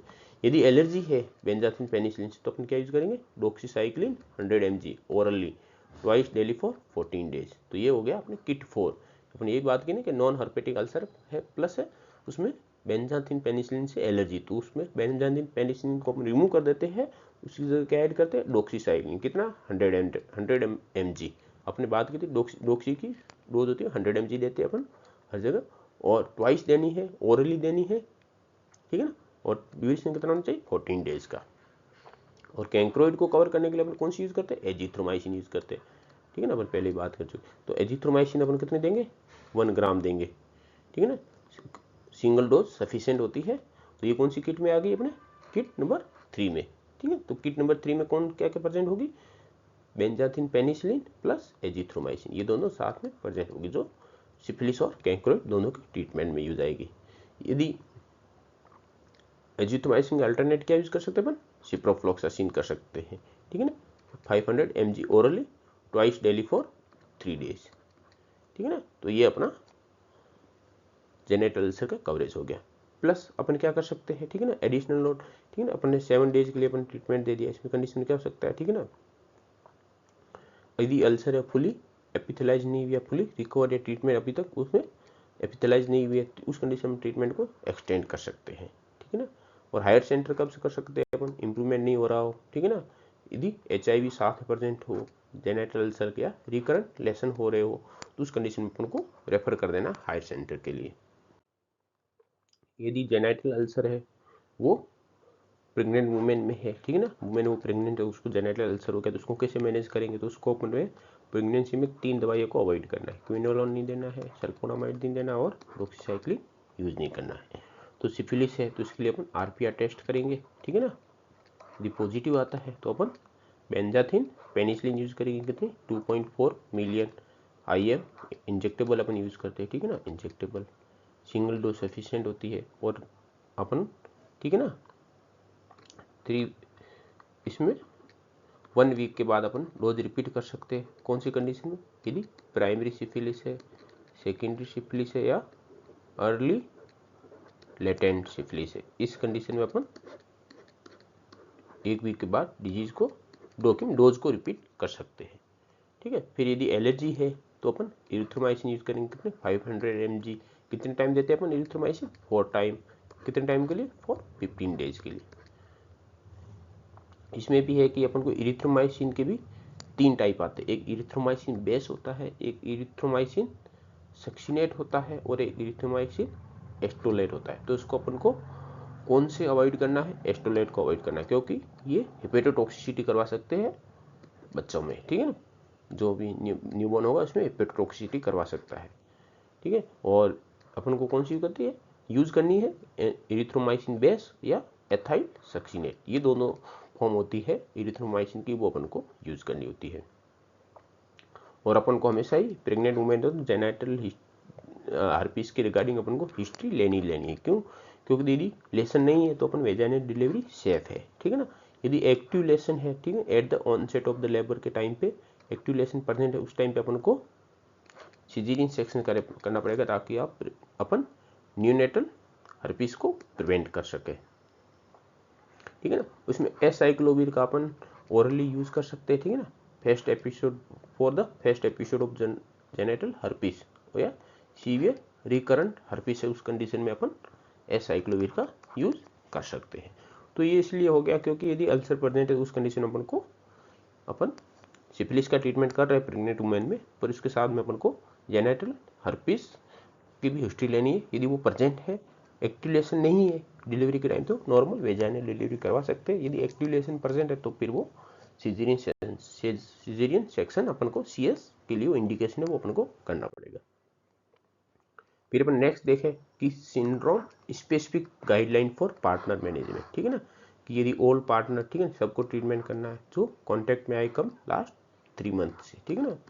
और पार्टनर को ट्रीटमेंट के लिए अपन कौन से ऑर्गेनिज्म के अगेंस्ट ट्रीट करते हैं पार्टनर को, तो सभी को सिफिलिस और कैंक्रोइड, ठीक है ना, इन दोनों के अगेंस्ट ट्रीटमेंट देना है सभी पार्टनर। तो ये अपन को पता होना चाहिए कि जेनेटल अल्सर में यदि पार्टनर को कौन से इन्फेक्शन के लिए ट्रीटमेंट देना है, ठीक है ना। इसमें सेक्सुअल एब्स्टिनेंस करना है, ठीक है ना, ये एडवाइस देंगे, कंडोम का प्रॉपर यूज कैसे कर सकते हैं, यूज करना है, करेक्ट यूज करना है, ठीक है ना। HIV सिफिलिस और हेपेटाइटिस B के रिगार्डिंग उनको काउंसलिंग करना है टेस्टिंग के लिए, और 7 डेज में फॉलोअप के लिए आना है, ठीक है। तो ये सबका ही पार्टनर मैनेजमेंट है वो सबका सेम ही रहता है, जिसमें सबको सेक्सुअल एब्स्टिनेंस के लिए बोलना है, कंडोम यूज करना है, करेक्ट वे मेथड के थ्रू यूज करना है, प्लस अपन को जो भी ये इलनेस है, क्रोनिक इलनेस जैसे HIV सिफिलिस हेपेटाइटिस B, इनके रिगार्डिंग टेस्टिंग करवाना है, काउंसलिंग करना है और फॉलोअप के लिए बोलना है। इसमें अपन देखें management of the scrotal swelling के रिगार्डिंग देखें अपन, ठीक है। तो पॉजिटिव ऑर्गेनिज्म कौन है, नेशेरी गोनोरी और क्लेमाइडिया ट्रेकोमाइटिस। तो हर मैक्सिमम इन्फेक्शन के लिए रिस्पॉन्सिबल ये दोनों इन्फेक्शन ही है। इसका अपन DD देखें जो नॉन, ठीक है ना, रिप्रोडक्टिव ट्रांसमिटेड इन्फेक्शन या नॉन STI है, कौन कौन से है। इन्फेक्शियस कोज देखें तो TB की वजह से हो सकता है, फाइलेरियासिस की वजह से हो सकता है, कोलिफॉर्म की वजह से हो सकता है, स्यूडोमोनास रिस्पॉन्सिबल हो सकता है, या मम्स वायरस का इन्फेक्शन हो गया उसकी वजह से भी उसका कॉम्प्लिकेशन होता है, ऑर्काइटिस, उसी वजह से भी ये स्क्रोटल स्वेलिंग हो सकती है। नॉन इन्फेक्शियस कोज देखें तो trauma, hernia, hydrocele, testicular torsion या टेस्टिकुलर ट्यूमर, ये सब फैक्टर इसकी वजह में भी स्क्रोटल स्वेलिंग हो सकती है। तो अपन को डीडी भी इसका पता होना चाहिए ताकि अपन उसको पता लगा पाए, डीडी को डिफ्रेंशिएट कर सकते। ठीक है, थर्ड पॉइंट है इसका एग्जामिनेशन। थर्ड पॉइंट एग्जामिनेशन अपन को करना है, ठीक है ना, स्क्रोटल स्वेलिंग चेक करना है, रेडनेस, इडिमा, ठीक है ना, स्किन, उसके ओवरलाइंग स्किन का टेंडरनेस करना है, एपिडिडाइमिस की, ठीक है ना, वास्ट डिफरेंस में टेंडरनेस चेक करनी है। और इसके साथ भी कोई भी associated urethral discharge, genital ulcer, inguinal lymph adenopathy है, वो सब अपन को चेक करना है। प्लस अपन को हाइड्रोसिल के लिए ट्रांस इल्यूमिनेशन टेस्ट परफॉर्म करना है ताकि अपन हाइड्रोसिल को रूल आउट कर सके। तो ये अपन को एग्जामिनेशन से चेक करना है। यदि लेबोरेटरी अवेलेबल है, ठीक है ना, इन्वेस्टिगेशन, तो अपन ग्राम स्टेनिंग करेंगे, यूरेथ्रल स्मीयर बनाएंगे, ठीक है ना, जिसमें अपन गोनोकोकल इन्फेक्शन है तो ग्राम नेगेटिव इंट्रासेल्युलर डिप्लोकोकाई अपन को डिटेक्ट होगा। यदि एनजीयू है, नॉन गोनोकोकल यूरेथ्राइटिस, तो उस कंडीशन में अपन को ऑयल इमर्जन फील्ड पे 5 न्यूट्रोफिल दिखेंगे, मोर देन 5, ठीक है ना, और हाई फील्ड पावर पे अपन को 10 neutrophil per high power field भी दिखेंगे, ठीक है ना। तो ये अपन को इसमें यूरेथ्रल स्मीयर सैंपल लेना है, ठीक है ना, फेस्ट वाले में इमर्सन फील्ड के लिए, ठीक है ना। और हाई पावर फील्ड में देख रहे तो उसमें अपन फेस्ट वॉइड यूरिन सेंडिमेंट का सैंपल लेके अपन चेक करते काउंट ऑफ न्यूट्रोफिल। तो ये इस बेसिस पे अपन, यदि ये न्यूट्रोफिल परसेंट है इसमें, तो ये अपन बोलेंगे नॉन गोनोकोकल यूरेथ्राइटिस है। फिर इसमें ट्रीटमेंट की बात करें, ठीक है ना, तो अपन ट्रीटमेंट में अपन देखा 2 पॉजिटिव ऑर्गेनिज्म है, तो दोनों के लिए अपन को ट्रीटमेंट देना है, ठीक है ना। तो अपन गोनोकोकल अपन पहले ही देख चुके हैं, गोनोकोकल के लिए क्या यूज करते हैं अपन, सेफिक्साइम करते हैं 400 mg, ठीक है ना, ट्वाइस डेली ओरली 7 डेज के लिए। प्लस अपन यहाँ पे क्लेमाइडिया के लिए क्या यूज करेंगे, डॉक्सीसाइक्लिन यूज करेंगे, ठीक है ना, कितनी 100 mg ओरली ट्वाइस, ठीक है ना, फॉर 14 डेज के लिए, ठीक है ना, 100 14 डेज के लिए यूज करेंगे। तो ये अपन को याद रखना है यहाँ पे, ठीक है ना, इसमें। फिर अपन देखे है, ठीक है ना, यदि कॉम्प्लिकेटेड गोनोकोकल इन्फेक्शन है, ठीक है ना, पेरेंटल या लॉन्ग थेरेपी चाहिए तो अपन हायर सेंटर पे रेफर कर सकते हैं। फिर अपन सपोर्टिव थेरेपी की बात करें तो बेड रेस्ट करनी है, स्क्रोटल एलिवेशन करना है जिसको अपन टी बैंडेज बोलते हैं, ठीक है ना, प्लस एनाल्जेसिक अपन प्रोवाइड कर सकते हैं। यदि इस कंडीशन को अपन सीरियसली ट्रीट नहीं करते हैं, ठीक है ना, तो इसकी वजह से क्या हो सकता है, डैमेज और squaring of the testicular tissue, जिसकी वजह से सब फर्टिलिटी होने का भी चांसेस है। तो इस अपन कंडीशन को इग्नोर नहीं कर सकते। फिर अपन देखें पार्टनर का ट्रीटमेंट, ठीक है ना, क्लिनिकल फाइंडिंग के बेसिस पे अपन देखते हैं, ठीक है ना। यदि पार्टनर प्रेग्नेंट है तो उस कंडीशन में क्या करेंगे, ठीक है ना, उसमें क्लिनिकल फाइंडिंग क्या है, वेजाइनल डिस्चार्ज है या एंडोसर्वाइकल डिस्चार्ज है या पीआईडी है, अपन ये सब चेक करेंगे, ठीक है ना। तो इसमें अपन को क्या अवॉइड करना है, डॉक्सीसाइक्लिन को प्रेगनेंसी में अवॉइड करना है। उसकी जगह अपन क्या यूज करेंगे, इरिथ्रोमाइसिन यूज कर सकते हैं, कौन सी फॉर्म, ठीक है ना, जो बेस्ट फॉर्म होती है इरिथ्रोमाइसिन की वो यूज कर सकते हैं, या एमोक्सिसिलिन यूज कर सकते हैं। इरिथ्रोमाइसिन अपन को एस्टोलेट होता है वो अवॉइड करना है, इसकी वजह से क्या हो सकता है, हेपेटोटॉक्सिसिटी हो सकता है। तो इरिथ्रोमाइसिन की कौन सी फॉर्म यूज कर सकते हैं, बेस फॉर्म या एथाइल सक्सिनेट फॉर्म, ये दोनों अपन यूज कर सकते हैं। फिर अपन देखें, ठीक है ना, मैनेजमेंट ऑफ द इंग्वाइनल ब्यूबोज, ठीक है ना, ये दो कौन सी कंडीशन में प्रेजेंट होता है, तो कैंक्रोइड में प्रेजेंट होता है प्लस एलजीबी में प्रेजेंट होता है। एलजीबी के लिए कौन से रेस्पॉन्सिबल ऑर्गेनिज्म है, क्लेमाइडिया ट्रेकोमाइटिस। कौन सा इसके सिरोवर्स कौन से होते हैं, ठीक है ना, सिरो ग्रुप L1 L2 L3। और कैंक्रोइड के लिए कौन सा होता है, हीमोप्लस ड्यूक्रे रेस्पॉन्सिबल होता है। इन दोनों की वजह से क्या बनता है, ब्यूबो फॉर्मेशन होता है। तो उसका अपन ब्यूबो का ट्रीटमेंट कैसे करेंगे वो देखेंगे, ठीक है ना। इसमें भी डीडी क्या हो सकता है कि माइकोबैक्टीरियम टीबी का इन्फेक्शन हो सकता है, फाइलेरियासिस की वजह से हो सकता है, ठीक है ना। कोई भी यदि एक्यूट इन्फेक्शन है, ठीक है ना, प्यूबिक एरिया में, जेनाइटल, बटॉक्स, एनक्स या लोअर लिम्ब में, ठीक है, तो इसकी वजह से भी इंग्वाइनल स्वेलिंग हो सकती है। यदि मैलिग्नेंसी या ट्यूबरकुलर टीबी सस्पेक्टेड हो तो अपन को हायर सेंटर पे उनको रेफर करना है ताकि वहाँ पे बायोप्सी वगैरह लेके उसको आगे का ट्रीटमेंट स्टार्ट करें।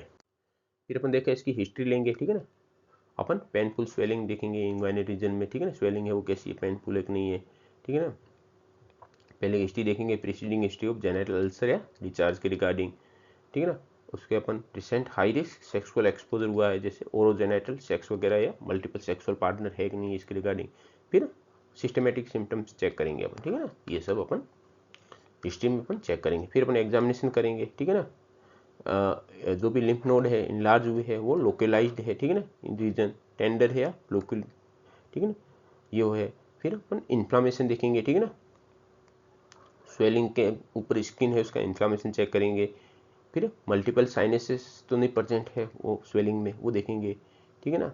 Oedema of the genital region का, लोअर लिम का इडीमा है कि नहीं वो चेक करेंगे। फिर अपन लास्ट देखेंगे जेनाइटल अल्सर या यूरिथ्रल अल्सर, ठीक है ना। यदि ये कोई है तो अपन रेस्पेक्टिव फ्लो चार्ट फॉलो करके अपन जो भी अपने 5-6 कंडीशन देखी है उसमें से जो भी कंडीशन सिम्टम साइन मैच हो रहे वो अपन उसका बेसिस पे उस किट का इलाज स्टार्ट करेंगे।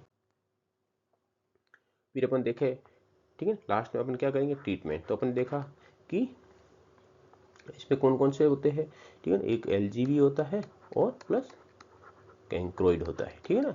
तो अपन एलजीवी के लिए अपन क्या कौन सी ड्रग यूज करते हैं, डॉक्सीसाइक्लिन, कितने 100 mg, ठीक है ना, कितने टाइम के लिए 21 डेज के लिए, ठीक है ना। प्लस अपन एजिथ्रोमाइसिन की बात करें तो अपन कितनी देंगे, ये किसके लिए यूज करते हैं, कैंक्रोइड के लिए यूज करते हैं, हीमोफ्लस ड्यूक्री के लिए। सिंगल डोज ओरली 1 ग्राम या फिर टैबलेट सिप्रोफ्लोक्सासिन 500 mg ओरली, ठीक है ना, ट्वाइस डेली फॉर 3 डेज। तो इससे बेसिस पे अपन कैंक्रोइड का ट्रीटमेंट कर सकते हैं, ठीक है ना। और फिर अपन देखें यदि कंडीशन सीरियस है तो उसको अपन हायर सेंटर पे भी रेफर कर सकते हैं। फिर अपन इसके बाद करें, ठीक है ना, यदि बीबोज प्रेजेंट है, ठीक है ना, यदि प्राइमरी हेल्थ सेंटर की बात करें अपन तो वहाँ पे कभी भी बीबोज को इंसाइज नहीं करना है, ड्रेन नहीं करना है, ठीक है ना, इस चीज़ का ध्यान रखना है। इससे क्या रिस्क हो सकती है, रिस्क ऑफ फिस्टुला या क्रोनिसिटी, डिजीज की क्रोनिसिटी में जाने की ज़्यादा रिस्क होती है, ठीक है ना। यदि अब फ्लक्टेंट प्रेजेंट है तो उसको एस्पायरेशन कर सकते हैं, वो भी कहाँ करना है, हायर सेंटर पे करना है, ठीक है ना।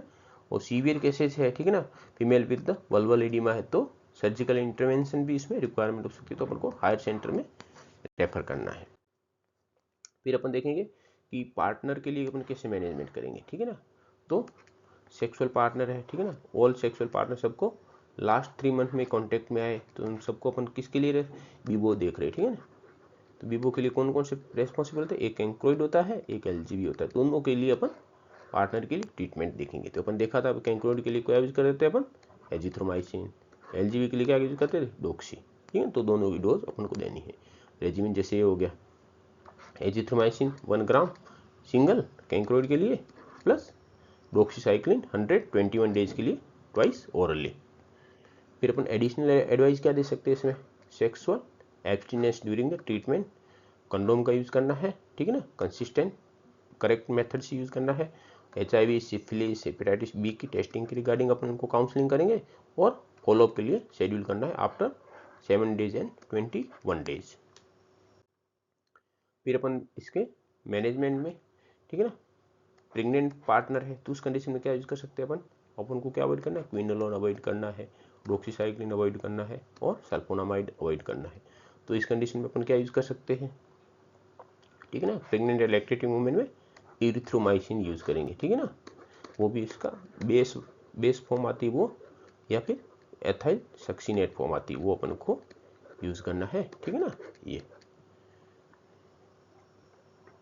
ठीक है ना। तो उसमें एरिथ्रोमाइसिन 4 टाइम और 21 डेज 500 mg की डोज होती है, ठीक है ना। हायर सेंटर में नीडेड है तो रेफर कर सकते हैं।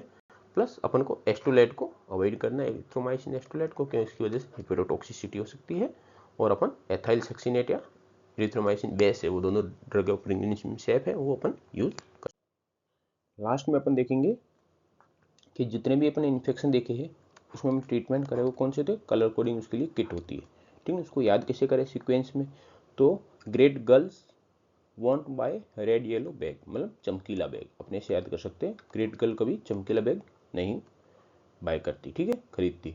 तो उसको अपन क्या करेंगे, great means grey, girls means green, want means white, ठीक है ना, bye means blue, red means red kit होगी, येलो किट होगी, फिर लास्ट में अपने ब्लैक किट होगी, ठीक है। तो अपने इसे सीक्वेंस में याद कर सकते हैं, कलर कोडिंग हो गया। अपने अभी ये देखे कि किट नंबर 1 के बारे में देखे, ठीक है ना। तो इसका कलर क्या था, ग्रेट से ग्रे याद हो गया अपन को, ठीक है ना। तो इसको अपन ट्रिक बनाई है जिससे अपन पूरा किट 1 को पूरे याद कर सकते हैं। तो क्या करें, काजू, ठीक है, काजू नाम से अपन याद कर सकते हैं, ठीक है। तो इसमें किट 1 किसके किसके लिए होती है, यूरेथ्रल डिस्चार्ज हो रहा हो या सर्वाइकल डिस्चार्ज हो रहा हो। तो सी से क्या हो गया, सर्वाइकल या यूरेथ्रल, ये दो हो गया अपना क्लियर, ठीक है। और किट कौन से कलर की, ग्रे कलर की, जी से ग्रे हो गया। फिर अपन देखा इसमें कौन कौन सी टैबलेट यूज की जाती है, एजिथ्रोमाइसिन और सेफिकजिम। तो सी से सेफिकजिम हो गए और अपना ए से एजिथ्रोमाइसिन हो गया। तो पूरे काजू से किट 1 किट अपने जो भी है किट 1 के जो भी ट्रीटमेंट है वो कंप्लीट हो रहा है। प्लस अपने देखा था किट 1 है तो दोनों की डोज कितनी दी जाएगी, सेफिकजाइम की भी 400 mg सिंगल डोज और एजिथ्रोमाइसिन की भी 1 ग्राम सिंगल डोज, ठीक है ना। दोनों की सिंगल सिंगल डोज होगी अपने, ठीक है। तो ये अपना किट 1 हो गया। अपन किट 2 देखें तो किट 2 किसके लिए यूज किया जाता है, वेजाइनल डिस्चार्ज के लिए, जिसके अंदर अपन मोस्ट कॉमनली 3 ऑर्गेनिज्म होते हैं, ट्राइकोमोनास वेजाइनलिस, बैक्टीरियल वेजाइनोसिस और कैंडिडा।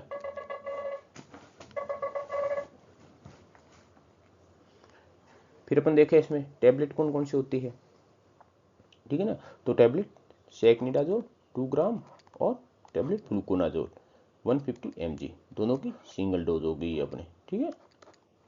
तो अपन किट 2 गर्ल्स मीन्स ग्रीन हो गया, ठीक है ना। तो किट 2 है वो किसके लिए यूज की जाती है, वेजाइनल डिस्चार्ज के लिए। अपन अब देखें किट 3 है, अपने देखा था किट 3, 4 और 5 ये किसके लिए यूज की जाती है, अल्सर के लिए यूज की जाती है। अल्सर में क्या होता है, अपने स्किन में अल्सर को फॉर्मेशन होता है स्किन के ऊपर, तो गैप बन जाता है। तो अपन कैटेगरी 3 को गैप से याद कर सकते हैं, ट्रिक से। क्या मतलब है यहाँ पे, ठीक है, GAP का गैप मीन्स जी मतलब genital ulcer, A means azithromycin, P means penicillin अपन यूज करते हैं। तो जेनाइटल अल्सर हो जिसके लिए मोस्ट कॉमनली कौन रेस्पॉन्सिबल है, सिफिलिस और कैंक्रोइड, ठीक है ना। हीमोप्लस ड्यूक्री हो गया, ये दोनों अल्सर मोस्ट कॉमनली होती है, इसको अपन कवर करते हैं इस किट में, ठीक है। तो इसके लिए अपन क्या देते हैं, बेंजाथिन पेनिसिलिन का इंजेक्शन देते हैं जो किसको कवर करती है, सिफिलिस को। कितना अमाउंट होता है उसका, 2.4 million international unit, single dose sufficient है। इसको अपन 2 पार्ट में डिवाइड करके देते हैं, 1.2 m और 1.2 m, 2 डोज में डिवाइड कर देते हैं। फिर और साथ में क्या देते हैं अपन, कैंक्रोइड के लिए टैबलेट एजिथ्रोमाइसिन 1 ग्राम, ठीक है ना, सिंगल डोज। और इसके साथ में किट में देखा तो स्टेरॉइड वाटर भी आता है, सिरिंज भी आती है और सिरिंज के साथ निडल आती है वो 21 गेज की आती है। तो अपन इससे गैप से अपन ये ट्रिक से किट नंबर 3 है इसको अपन याद कर सकते हैं।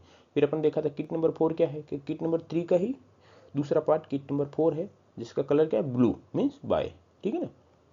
अपने ट्रिक का कौन सा पार्ट है, बाय, ठीक है ना। तो ये ब्लू हो गया। तो इसमें क्या होता है, यदि किसी को पेनिसिलिन से एलर्जी है कैटेगरी 3 में, तो उसकी जगह अपन पेनिसिलिन को किससे रिप्लेस कर देते हैं, डॉक्सीसाइक्लिन से रिप्लेस कर देते हैं, ठीक है ना। तो यहाँ पे डॉक्सीसाइक्लिन से रिप्लेस कर देंगे।